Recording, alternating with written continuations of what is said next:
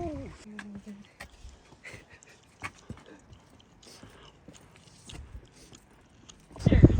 know. Holy shit. Wow, this feels like I know how cool.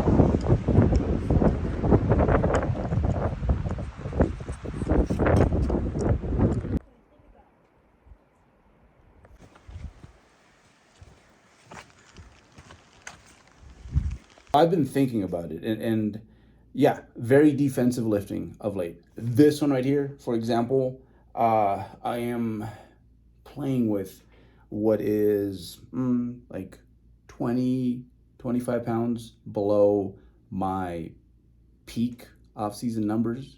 Um, I used it a few rotations like before I had switched over to the Cybex, but that was the most I could do. And right now I'm in a position where, like, legit, man, I could go for it, but that's not the point right now. And I've been like, again, like, so that's what training was this week. It was like more defensive lifting. I've been in yeah, those positions where you feel like you're swimming upstream. Like there's nothing you can do, and it's like every week I'm just getting a little bit worse when it comes to, my output in the gym. But right now it feels like whatever I want to happen basically happens. And no, I kind of have a general idea of how much stimulus I need to maintain what I have, while not like beating the crap out of this system that's already been heavily tampered with in a way. Again, like it's admirable, 100%. It's like there's things that I did when I was in like my brotastic diet days that I'm like, wow, that was admirable. You didn't miss a scheduled meal for 3 years. I've done that. Admirable, but was it necessary? Right? Probably not. And at the end, you were so, I guess, strict, and you knew like one direction, you know how to use one tool to the point where you probably blunted your progress in different ways. I mean, again, like when in doubt, like, yeah, like work hard, especially in the beginning. But eventually, especially once you take your bodybuilding to some decently high places, I'd say like someone like middle of the road, intermediate, and up. Yeah, when it comes to everything, it's like, okay, how you have to think like frequently, like how can I do it better? Because before you know it, you don't do that. Yeah, you're just stuck in this way of thinking. You only hang out with this tribe, like that sort of deal. Um, so yeah, I'm in control, man, and it feels great. And it requires a lot of me trusting me, and I've just done this too many times. So training, same old deal. Defensive lifting, like it feels very similar to. Oh, I did have one thing. I had to switch up my incline angle. Kind of did a little something to my elbow, kicking it up. So there's that. So again, things happen, but hey, be smart and sensible on the way back. And yeah, we're going a little bit lighter on this, but eventually I'll work it back up. And this angle seems to not bother the elbow, which was really only bothered on presses because it happened on the kickback. So yeah, anyhow, other than that elbow, everything is going really well. As I was saying, I feel like a prize fighter, a boxer who, it's like the 11th round scheduled for 12. You're way ahead on the scorecards. It's like, why am I going to go in there and get like knocked out? It's like, no, I'm just going to, dance around, finesse my way to the end of this damn thing and get that W. So yeah, that's what my lifting feels like. And I found I found a way to enjoy it, because that in itself is a certain level of like mastery, and staying poised and keeping it there, like where it is appropriate in regards to what's going on with the prep, like being cognizant of that has been its own little game in a way. So picking your spots, knowing when to back off, knowing when to be a little bit more assertive because I still have to do that. Like, don't get me wrong, like I am pushing, and it feels very different than like peak off season lifting. But it's a balance of a lot of things and a lot of tools that are being used. So yeah, usually I think at this point I used to frame this differently for myself. It used to be like, I cannot wait to get back to being a bit more offensive when it comes to my lifting, and not doing this like defensive lifting sort of drill. But honestly, like again, like framing in that way where it's just like, okay, but think about you just making the right moves, taking the right jumps in weight, whether it's up, down sometimes, what reps to do, which ones not to do, that will yield a better product, and focus solely on that and not necessarily what the insecure segments of like your athlete's brain like want you to do. Because anyone who's gone pretty far with this, a big part of it is because, hey, like you just happen to work much harder than most people, so it takes you very far. And sometimes it's like our blankie. So no different from me, man. So yeah, but it's peak week. What is that going to look like? What is that going to look like, right? We have to do something. It's bodybuilding tradition. We have to do something during peak week. I will say this, peak week in itself can be stressful for a lot of bodybuilders because it's like, okay, you're doing this, boom, now everything changes. And sometimes having that omnipresent, like, peak week, the shadow of that peak week, just cast it over everything, just freaks people out. I've seen people, like it seems like spill themselves over from just being overly stressed. I've seen people flatten themselves out from, like, being stressed because of the peak week. So, because of that, because it's the first show, let me share my plan with you guys and how we're going to go about things for this first show. Just like that, blink of an eye, I started this diet, I think it was right after the first week of May. So I went through, that springtime, that summertime. Over here in Colorado, we're already kind of getting that fall light. It's like apple cidery, how appropriate, right? Like it's different color. And I'm like, ooh, it's like, yeah, a good chunk of the year has been spent on this project, and it went by fast. Happens like that when you're like really preoccupied with something, some task. But at the same time, I do understand that, wow, it's been, like 19 weeks, 19 weeks. So it's going to be my first show of the season. It's going to be in White Plains, New York. This is the show. If you're around, never been to a natural bodybuilding show, peep it. Nancy Andrews, legendary bodybuilder in her own right.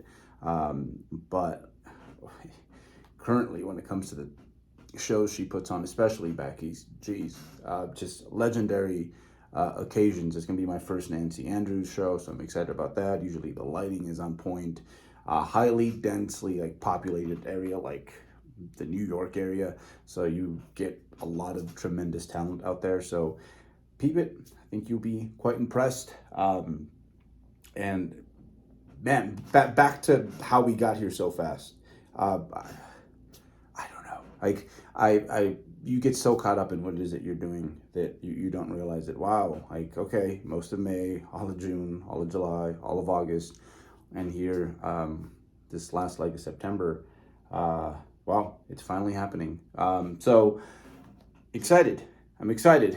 And I guess what's next? What's coming up this next week, right? What am I going to do? So I'm in good enough shape to, I think, like, put myself out there and be like, okay, this is, I think, a solid representation of like what this campaign has in store. I'm like lean, but like mostly like just like too sexy for some sleeves, like sort of lean, I'm not peaking, in short. So usually the way my diet is set up, Sunday, Monday, and Tuesday are high days, and then the rest of the days, Wednesday through Saturday, are my low days. So I'm gonna have my usual high days, so that's gonna stay the same. and I'll probably taper a little bit on Wednesday, just a bit, maybe half the day. And there's this point that you reach where it's like, okay, I'm like full, but at the same time, I got back a lot of like my like little details. And my job the rest of the week is going to be to kind of just eyeball that, try to maintain that look, and make it up onto that stage. So from a dietary front, that's all that's happening. I'm gonna do what I usually do, but we're really not going to dip into a true deficit. I want to keep that fullness that I build up from Sunday through Tuesday, right? So not going to deplete, none of that. I don't really do that. I think usually diets deplete you enough as is. But there's just no relevant information that I can get from this peak week that's going to help me with the very important shows later in the year. Namely, because what I'm going to do, post a show about 4 weeks later, I'll really hit my stride, be as lean as I want to be, and then from there I'm going to eat up, bring my food up to maintenance, and legit just be running around peak from then until the season's over. So I won't be reliant on a peak week. So with this one, more than anything, I just don't want that omnipresent like peak week force, that shadow over me like the whole time. I'm gonna keep it really low stress. So not a whole lot of changes on the dieting front. Probably what is going to see the most changes is going to be the training. I'm just gonna train 4 days this week. It's gonna be lower, upper, right? And it's all going to be like, I wouldn't say pumpy work, but a lot of like the, just gonna do a lot more movements that won't make me blurry. So things that don't really like fully like stretch out those muscles, you know, so more leg extensions, more leg curls, prone leg curls, things like that. Yeah. So just things that I know will definitely give me that inflammation that we feel post-training, and really encourage food to stay there, but nothing that causes blurriness. The biggest changes are going to be things like hinges, like they'll be gone. A lot of the like really get after it squat patterns, same thing. So it's more of a lower body thing at the end. There's that. Water intake, I'm going to make sure that I'm on top of my water intake. I'm notoriously not so good at that. So water is one of those things that your body monitors pretty closely, simply because we can go weeks without eating. Like even me right now, the shape, I can go weeks without eating and I'll survive. It won't be great for bodybuilding, but I'll survive. It doesn't go that way with water. So I'll have to be on top of my water intake. It's going to be a little bit more than what I usually drink. I think I'm about 3/4 to a gallon sort of guy when I account for everything, my teas, my gym drinking, what I drink with my meals, things like that. And I'm probably going to just push it to just north of a gallon. So like 1.25 gallons, something like that, just to be safe and have it coming in consistently.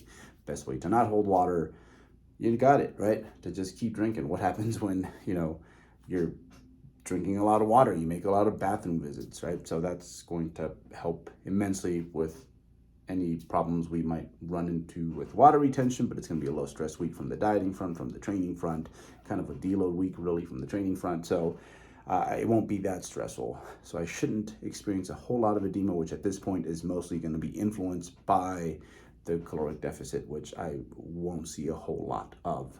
But that's the approach. And what I'll do, I'll get an evening, maybe a morning. I think evening is a better telltale sign in this case. For the example I'm trying to create here for you guys, just updates of like what I look and where I think it's going and how I think it's going. So yeah, no peaking, just gonna enjoy the show, have a good time out there, qualify for Worlds, and yeah, and then from there get back home and it's back to work, and then we really take it to Shredsville. So yeah, so this next week will be eventful. I'll make sure to just stop and show you guys how I'm doing, document that, and you guys can see like how we did it, whether it went really well or not so well, whatever, you know, first show of the season. Yeah, see y'all next week.